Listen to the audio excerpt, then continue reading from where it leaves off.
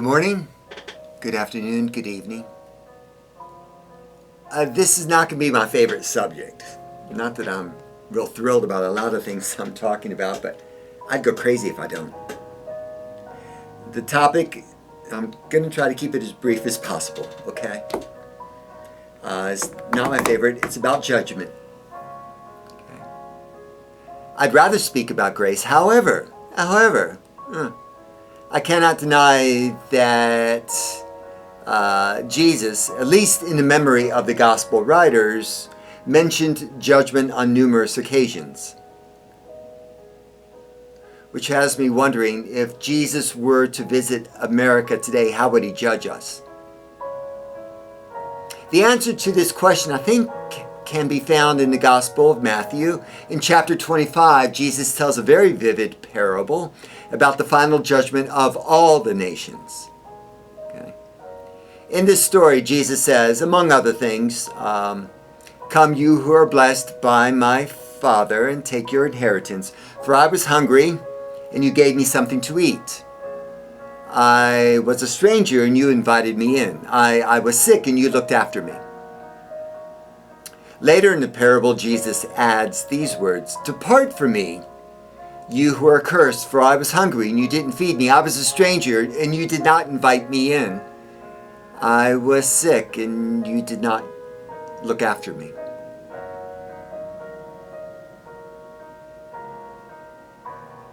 The meaning of Matthew 25 is pretty clear.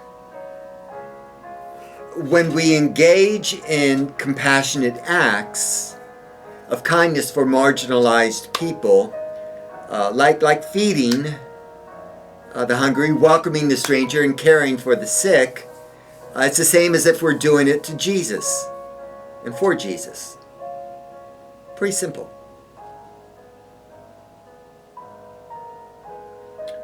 And when we do not do these things for the least of these, it's the same as if we do not do them to or for Jesus. Based on Jesus' criteria in Matthew 25, how would America be judged? Will be judged the same way every nation and person will be judged. By the way we treat the least of these, the people on the margins. So let's review these three examples I've mentioned from Matthew 25. First, let's consider Jesus' words about hunger.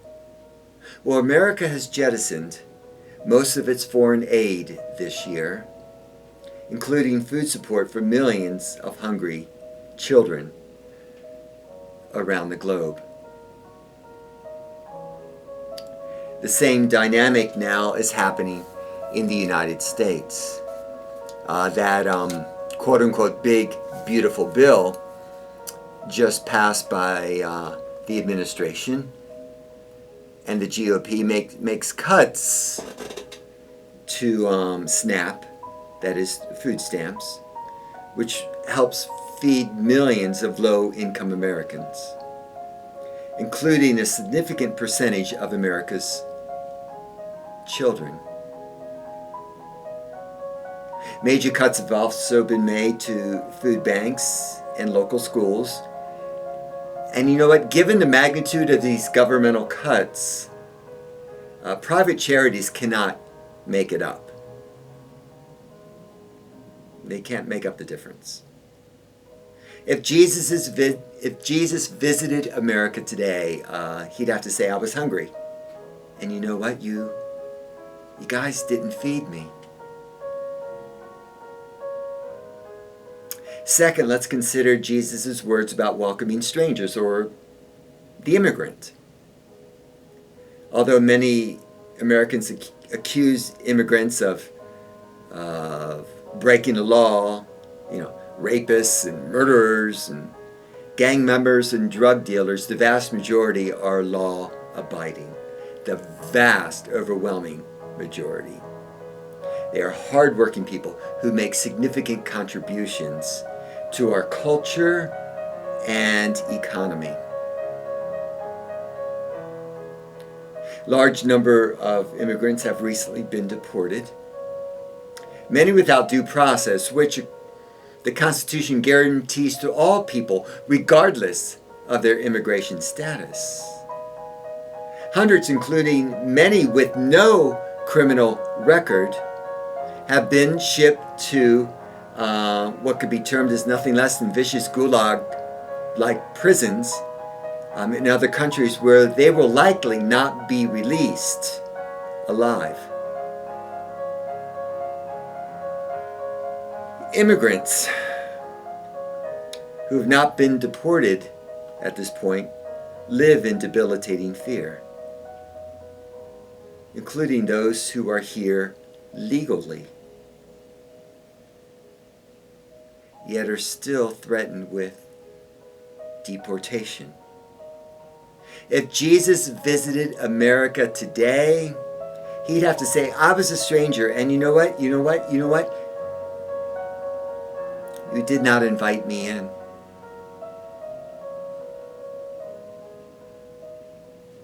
Imagine. I mean, that's what we're doing.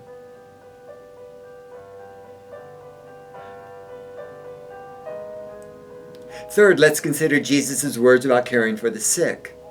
And Jesus was big into healthcare. All right, healthcare was exceptionally important to him. I mean, he healed a lot of people. And yet that big, beautiful bill, once again, it has cut healthcare to millions of low-income Americans. And according to the nonpartisan Congressional Budget Office, about 16 million people are losing health insurance as a result of the cuts. And that includes a large number of children and disabled people. The reason for these cuts, I mean, let's be brutally clear about it. It's to give trillions of dollars in tax breaks to the richest people in America,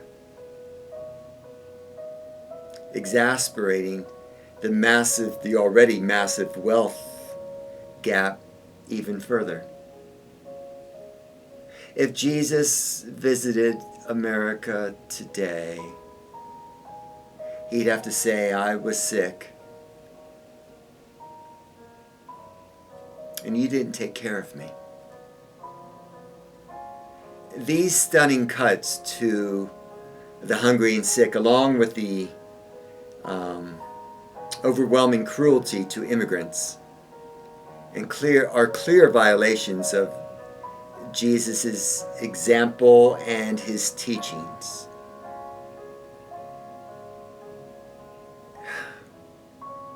Unless major changes occur, recent decisions made by America will result in terrible suffering and even death for legions of the least of these in our country and around the world. That's on us. It's on me.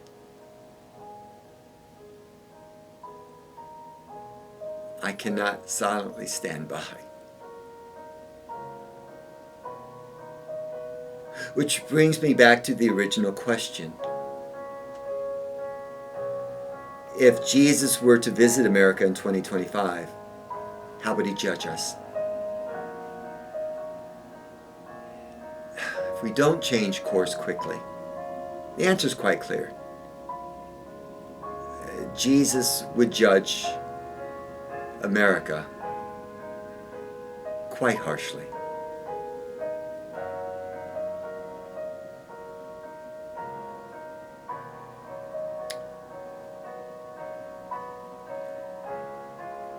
I know some people are saying with all these changes, well, let's just see how it all plays out.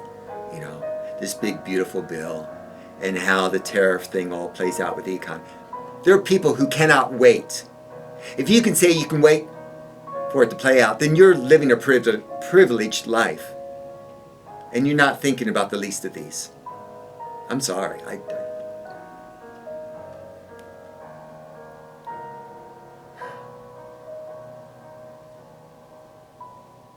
It's time to speak up, get up, and make a difference. Amen.